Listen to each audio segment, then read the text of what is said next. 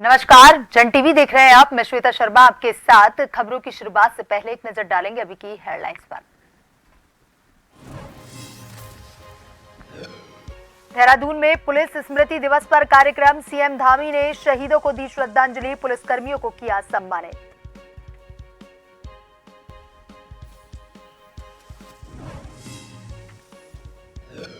कांग्रेस ने धामी सरकार पर खनन नीति को लेकर उठाए सवाल। प्रवक्ता गरिमा मेहरा ने कहा कि इस पर नहीं कोई ठोस नीति। उच्च न्यायालय ने ई टेंडरिंग प्रक्रिया पर लगाई रोक। खनन नीति को लेकर कांग्रेस ने उठाए सवाल। पौड़ी में कम्युनिटी हेल्थ ऑफिसर्स ने चिकित्सा प्रभारी पर मानसिक उत्पीड़न का लगाया आरोप। सीएमएचओ ने बिठाई जांच। 6 स्वास्थ्य केंद्रों का है मामला। उत्पीड़न मामले में बिठाई जांच।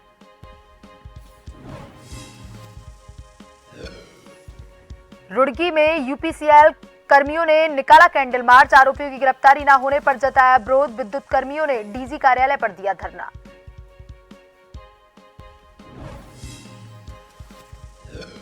आगामी त्योहारों पर खाद्य विभाग सतर्क। सीजन को देखते हुए एंट्री पॉइंट और सप्लाई पॉइंटों पर रखी जाएगी निगरानी। पकड़े जाने पर सुरक्षा मानक अधिनियम के तहत होगी कार्रवाई।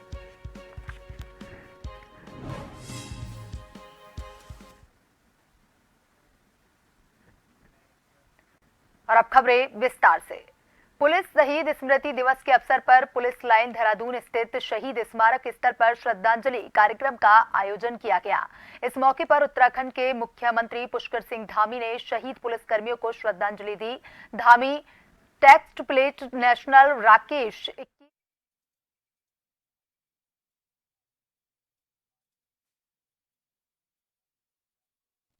नमन करे संपूर्ण भारत में शहीद हुए पुलिस अर्धसैनिक बलों एवं पुलिस संगठनों के जवानों को अपनी भावभीनी श्रद्धांजलि अर्पित करता हूं। और उत्तराखंड राज्य के अंदर भी 4 पुलिस के जवानों ने अपने कर्तव्य को निभाते हुए अपनी शहादत दी। उनको भी मैं अपनी श्रद्धांजलि अर्पित करता हूं। देश की आंतरिक सुरक्षा व्यवस्था एवं कानून व्यवस्था को बनाए रखने का उत्तरदायित्व हमारे पुलिस बल एवं अर्धसैनिक बलों का है। उत्तराखंड के मुख्यमंत्री धामी ने पुलिस लाइन में शहीदों को श्रद्धांजलि दी। सीएम धामी ने ऋतिक परेड को सलामी दी। उत्तराखंड के डीजीपी अशोक कुमार भी कार्यक्रम में मौजूद रहे। पुलिस के सभी शहीदों को किया गया नमन। डीजीपी अशोक कुमार ने सभी शहीद पुलिसकर्मियों को दी श्रद्धांजलि। डीजीपी ने कहा, मुख्यमंत्री ने पुलिसकर्मियों को दी है कई तरह की सौगात। मुख्यमंत्री के मार्गदर्शन से पुलिसकर्मियों को मिली कई तरह की सहूलियत। पूर्व राज्यपाल भगत सिंह कोश्यारी ने भी दी श्रद्धांजलि। पुलिस स्मृति पुस्तिका का किया गया विमोचन। उत्तराखंड में एक साल में 4 पुलिस जवान हुए हैं शहीद। इस वर्ष संपूर्ण भारत में 188 जवान हुए हैं शहीद। राज्य की सीमाएं 2 अंतर्राष्ट्रीय सीमाओं से लगी हुई हैं। उत्तराखंड की सीमाएं 2 अंतर्राष्ट्रीय देशों से लगती हैं। पुलिस ने कावड़ मेले का सफल तरीके से किया है आयोजन। उत्तराखंड में 4 धाम यात्रा में 50 लाख से अधिक आए हैं श्रद्धालु।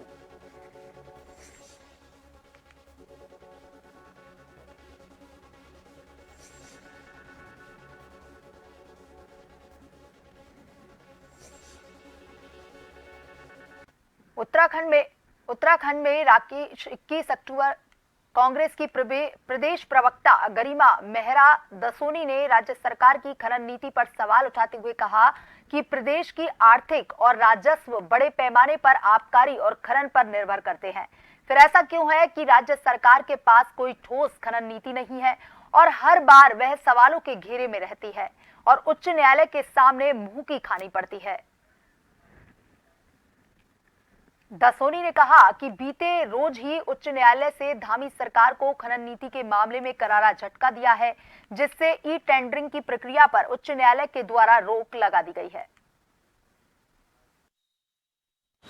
खनन नीति बार बार सवालों के घेरे में आ रही है। शराब नीति तो आ ही रही है, लेकिन खनन, जिससे कि हाईकोर्ट कह चुका है कि 2,500 करोड़ का नुकसान राजस्व को सालाना हो रहा है, उस खनन नीति को बनाने में इतना कच्चापन क्यों किया जा रहा है? क्योंकि कल ही फिर एक करारा झटका लगा है हाईकोर्ट से। हाईकोर्ट ने कहा है कि एनवायरमेंट असेसमेंट जो होता है, एनवायरमेंट पर क्या इम्पैक्ट होगा आपके प्रोजेक्ट का, वो असेसमेंट नहीं कराया गया। ये याचिकाकर्ता का कहना था। इन्होंने ई टेंडरिंग की प्रोसेस शुरू करी खनन को लेकर। राज्य सरकार ने पूरे प्रदेश में ई टेंडरिंग की प्रक्रिया शुरू हो चुकी थी, लेकिन याचिकाकर्ता ने उसको चैलेंज कर दिया। खटीवा के जीवन ज्योति ट्रस्ट के माध्यम से एक चौपाल लगाई गई, जिसमें उधम सिंह नगर के सीनियर डिवीजन जज सचिन कुमार पाठक, सचिव जिला विधिक सेवा प्राधिकरण उधम सिंह नगर ने वहां आए हुए लोगों को बच्चों के अधिकारों के बारे में बताया और उनकी समस्याओं को सुना और साथ ही लोगों को कानूनी हिदायत दी और बच्चों को बाल अधिकार, पोक्सो एक्ट, वाटर मानव तस्करी, बाल श्रम जैसे विषयों पर कानूनी जानकारी दी।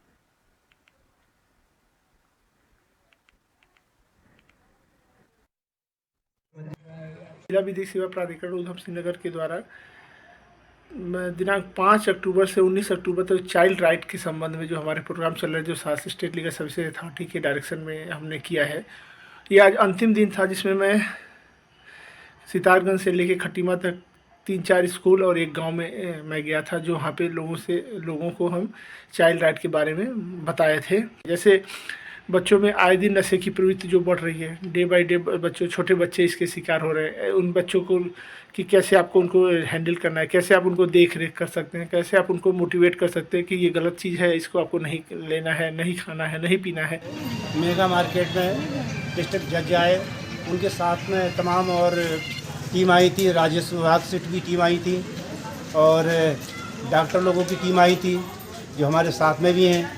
तो समझाया है पब्लिक को, काफ़ी पब्लिक इकट्ठी हुई थी, पब्लिक को समझाया है कि बच्चों के लिए खासकर देख रेख रखिए और बच्चे को आवारा ना छोड़िए। लावारिस बच्चे घूमते रहते हैं, आए दिन तक उनका अपहरण हो रहा है।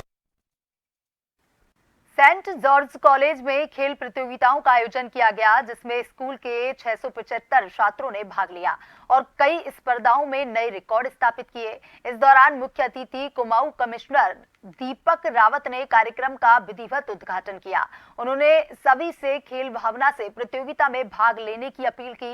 इस दौरान स्कूल के प्रधानाचार्य रमेश अमलानाथन ने सभी आगंतुकों और अभिभावकों का स्वागत किया। इस दौरान विजेता और उपविजेता प्रतिभागियों को पुरस्कार वितरित किए गए।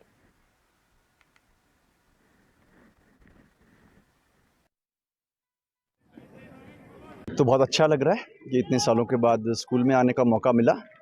और आप जानते हैं कि उत्तराखंड में तो स्पोर्ट्स का स्टैंडर्ड बहुत अच्छा है और विशेषकर कुछ पुराने स्कूल्स में अभी मैं देख रहा था ब्रोशर में, तो कुछ 1944 के रिकॉर्ड्स, 45 के रिकॉर्ड्स अभी तक नहीं टूटे हैं। तो मैसेज तो यही है कि अभी जो हमारी जनरेशन थोड़ा मोबाइल से बंध गई है, थोड़ा हम लोग कहीं ना कहीं साइबर स्पेस में फंसे हुए हैं। इसमें जिम्मेदारी पेरेंट्स की भी है एक्चुअली, और हमारी भी है कि बच्चों को हम ऑप्शन क्या दें।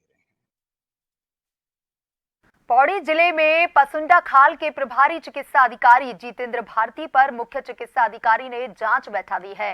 प्रभारी चिकित्सा अधिकारी पर 6 स्वास्थ्य केंद्रों के कम्युनिटी हेल्थ ऑफिसर्स ने मानसिक उत्पीड़न के आरोप लगाते हुए मुख्य चिकित्सा अधिकारी को एक शिकायत पत्र दिया था, जिसका संज्ञान लेते हुए अब प्रभारी चिकित्सा अधिकारी जितेंद्र भारती की वित्तीय शक्ति छीनकर मुख्य चिकित्सा अधिकारी ने इस प्रकरण पर जांच बैठा दी है। दरअसल पौड़ी जिले में इससे पूर्व भी रिखणी खाल और फिर खिरसू में पद पर रहते प्रभारी चिकित्सा अधिकारी ने अपनी धमक दिखानी नहीं छोड़ी। प्रभारी चिकित्सा अधिकारी द्वारा अपने निचले अधिकारी कर्मचारियों के उत्पीड़न की शिकायत इससे पूर्व में भी सामने आ चुकी है।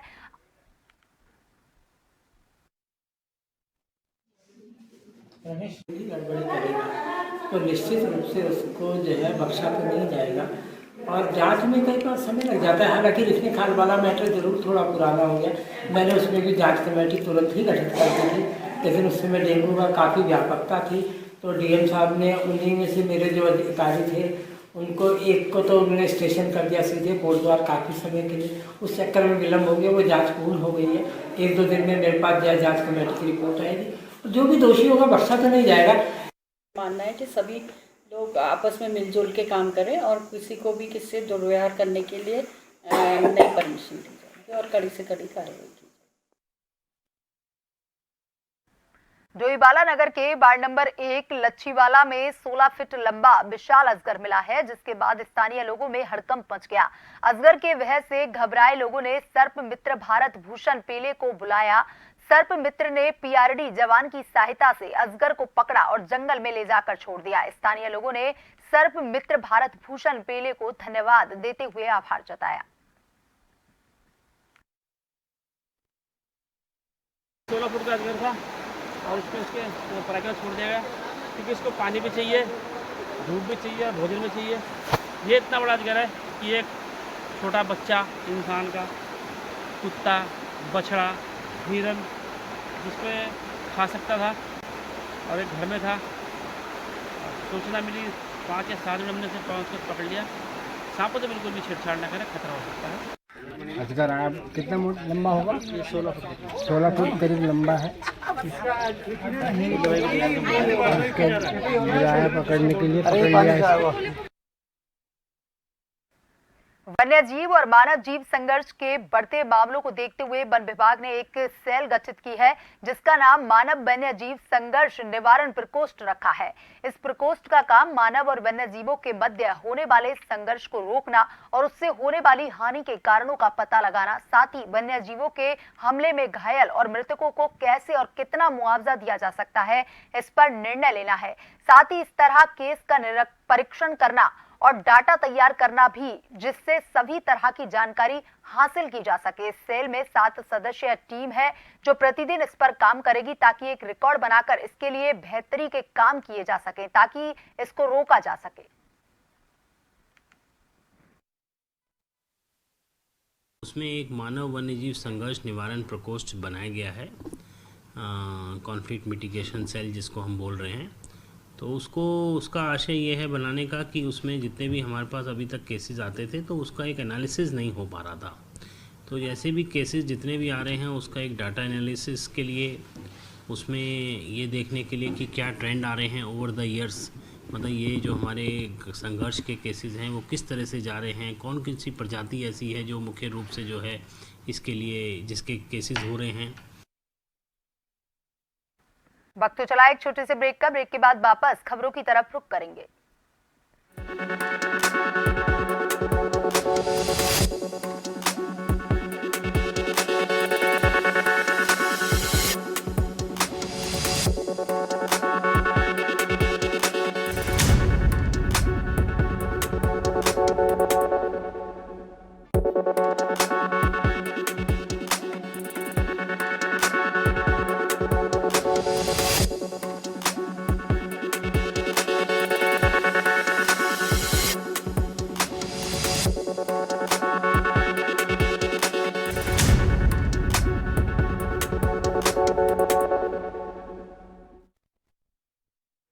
ब्रेक के बाद एक बार फिर से आप सभी का स्वागत है। आइए बढ़ते हैं खबरों की ओर। पिछले 3 दिनों से आरोपियों की गिरफ्तारी न होने को लेकर यूपीसीएल कर्मियों ने डीजीएम कार्यालय पर धरना प्रदर्शन के बाद आज शाम एक कैंडल मार्च निकालकर मुख्यमंत्री पुष्कर सिंह धामी से आरोपियों की गिरफ्तारी के लिए गुहार लगाई। बताते चलें कि कुछ दिनों पहले मंगलोर कोतवाली क्षेत्र के गांव सिकंदर पर मुंडलाना गांव में विद्युत कर्मियों के साथ ग्रामीणों द्वारा उस वक्त मारपीट कर दी गई थी जब वह बिजली चोरी की शिकायत पर गांव में चेकिंग के लिए पहुंचे थे, जिसके बाद दोनों पक्षों की तरफ से एक दूसरे को दोषी ठहराते हुए कोतवाली मंगलोर में तहरीर दी गई थी। पर एक पक्ष की गिरफ्तारी न होने के बाद विद्युत कर्मियों ने रुड़की के डीजीएल कार्यालय पर धरना दे दिया था। कैंडल मार्च हमारा अनुरोध है इस अंधेरे में उजाले को दिखाते हुए, अंधेरे में मोमबत्ती का उजाला, मसाल का उजाला यह प्रदर्शित करता है कि अगर न्याय है तो न्याय की हमें पूर्ण विश्वास है न्याय के क्रम में। हमें न्याय मिलते हुए हमारे कर्मचारियों को जिनको मारा पीटा गया है, मारने वालों की अरेस्टिंग होगी। इस क्रम में हमारा सादर अनुरोध प्रेषित है पुलिस प्रशासन के सामने कि वो अरेस्ट कराएं। इस हेतु कैंडल मार्च किया जा रहा है। कैंडल मार्च का जो हमारा रूट होगा वो डीजीएम साहब के कार्यालय से लेकर के सिविल लाइन्स होते हुए पुनः वापस डीजीएम कार्यालय पे ही है।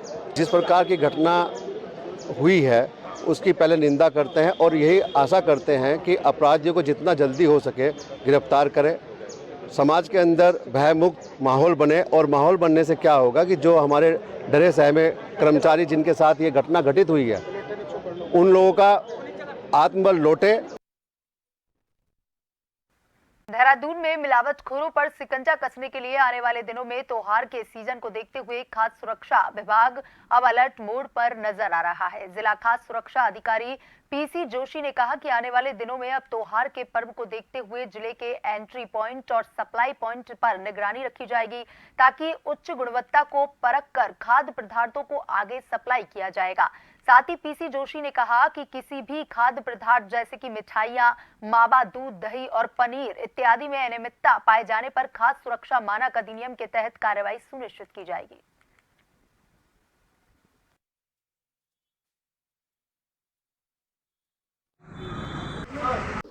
हम लोग एक तो मार्केट में जाके जो सप्लाई पॉइंट है और जो यहाँ हमारे ज़िले के एंट्री पॉइंट है उसमें हम लोग जो है सैम्पलिंग करेंगे और जो भी सैंपल्स है जो जिसमें डाउटफुल प्रोडक्ट है उसको हम अपनी लैब में जांच कराएंगे और आगे फिर उसमें खाद्य सुरक्षा मानक अधिनियम के तहत कार्रवाई करेंगे।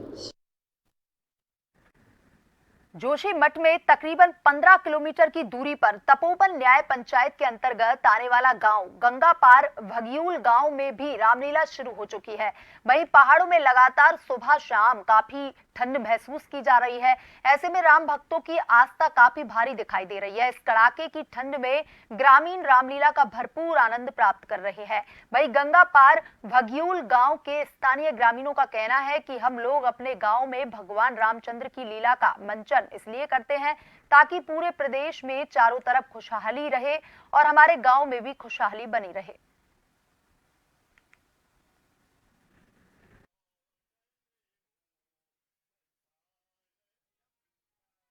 मसूरी में बढ़ते नशे के कारोबार को देखते हुए मसूरी नगरपालिका सभासद जसवीर कौर द्वारा एसडीएम मसूरी को ज्ञापन देकर मसूरी शहर में बढ़ते नशे के विरोध में कठोर कार्रवाई करने की मांग की गई। मसूरी शहर की महिला सभासद जसवीर कौर के नेतृत्व में एसडीएम कार्यालय पहुंची और एसडीएम मंसूरी से मसूरी में बढ़ते नशे के कारोबार में अंकुश लगाने के लिए ठोस कार्रवाई करने की मांग की। जसवीर कौर ने कहा कि आज पहाड़ों की रानी मसूरी नशे की रानी बनकर रह गई है।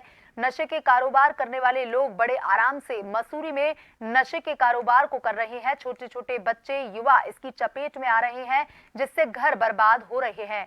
वहीं बच्चों और युवाओं के परिजन भी काफी परेशान हैं। उन्होंने कहा कि नशे की लत के कारण बच्चे अपने घर में चोरी कर रहे हैं। वहीं कई अपराधों में भी वृद्धि हो रही है।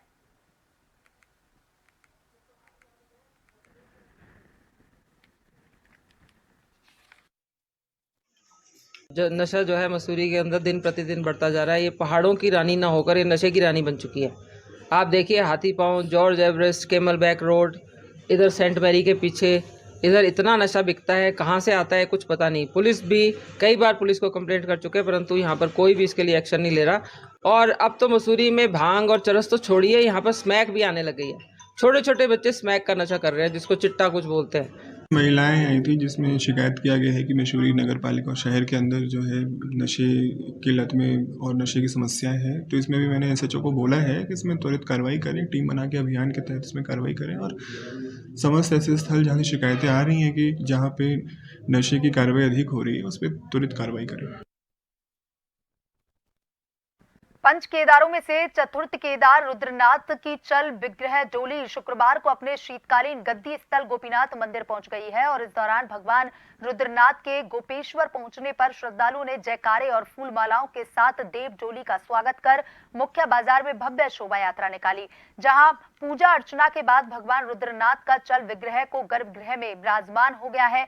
अब आगामी ज्येष्ठ संक्रांति तक भगवान रुद्रनाथ की पूजा अर्चना गोपीनाथ मंदिर में की जाएगी। चतुर्थ केदार रुद्रनाथ मंदिर के कपाट बीती 18 अक्टूबर को ब्रह्म मुहूर्त में विधि विधान से शीतकाल के लिए बंद कर दिए गए हैं, जिसके बाद देवडोली रात्रि विश्राम के लिए मोली खर्क पहुंची, जहां से 19 अक्टूबर को पूजा अर्चना के बाद यात्रा सगर गांव होते हुए रात्रि विश्राम के लिए गनगोल गांव पहुंचेगी। गनगोल गांव में शुक्रवार को पूजा अर्चना और मध्याह्न भोग के बाद दोपहर बाद भगवान रुद्रनाथ की चल विग्रह डोली शीतकालीन गद्दी स्थल गोपीनाथ मंदिर पहुंच गई है। जेठ संक्रांति के दिन भगवान श्री रुद्रनाथ के कपाट शीतकाल के पश्चात खोले जाते हैं। 5 माह भगवान श्री रुद्रनाथ जी की पूजा रुद्रनाथ मंदिर में पूर्ण विधि विधान के साथ की जाती है। तत्पश्चात कार्तिक संक्रांति के दिन भगवान श्री रुद्रनाथ जी के कपाट शीतकाल के लिए बंद होते हैं। उसके उपरांत जो भगवान की चल विग्रह डोली है, जो चल विग्रह भोग मूर्तियां हैं, वह उनके शीतकालीन गद्दी स्थल भगवान श्री रुद्रनाथ गोपीनाथ मंदिर में आती हैं। यहाँ पर सभी भक्त समाज द्वारा भोग मूर्तियों का स्वागत किया जाता है। तत्पश्चात उनकी जो भोग मूर्तियां हैं वह मंदिर के गर्भगृह में स्थापित की जाती हैं।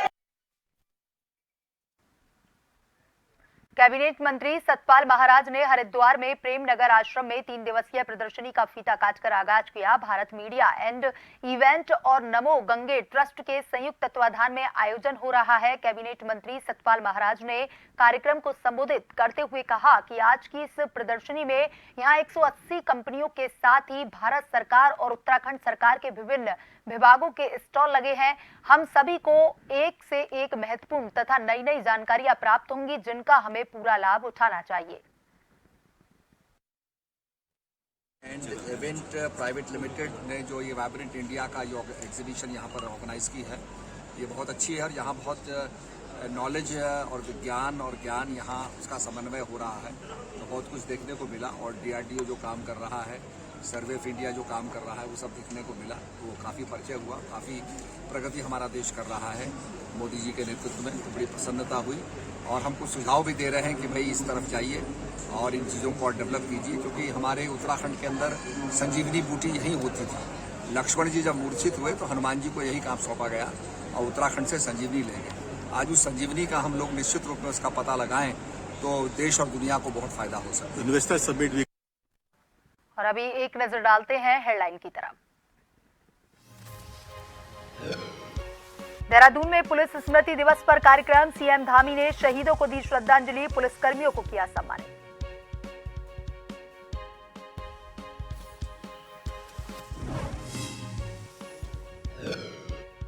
कांग्रेस ने धामी सरकार पर खनन नीति को लेकर उठाए सवाल। प्रवक्ता गरिमा मेहरा ने कहा कि इस पर नहीं कोई ठोस नीति। उच्च न्यायालय ने ई टेंडरिंग प्रक्रिया पर लगाई रोक। खनन नीति को लेकर कांग्रेस ने उठाए सवाल। पौड़ी में कम्युनिटी हेल्थ ऑफिसर्स ने चिकित्सा प्रभारी पर मानसिक उत्पीड़न का लगाया आरोप। CMHO ने बैठाई जांच। 6 स्वास्थ्य केंद्रों का है मामला।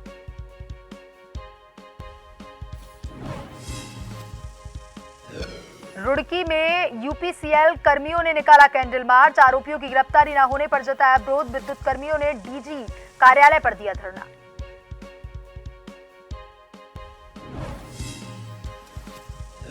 आगामी त्योहारों पर खाद्य विभाग सतर्क। सीजन को देखते हुए एंट्री पॉइंट और सप्लाई पॉइंट पर रखी जाएगी निगरानी। पकड़े जाने पर सुरक्षा मानक अधिनियम के तहत होगी कार्रवाई।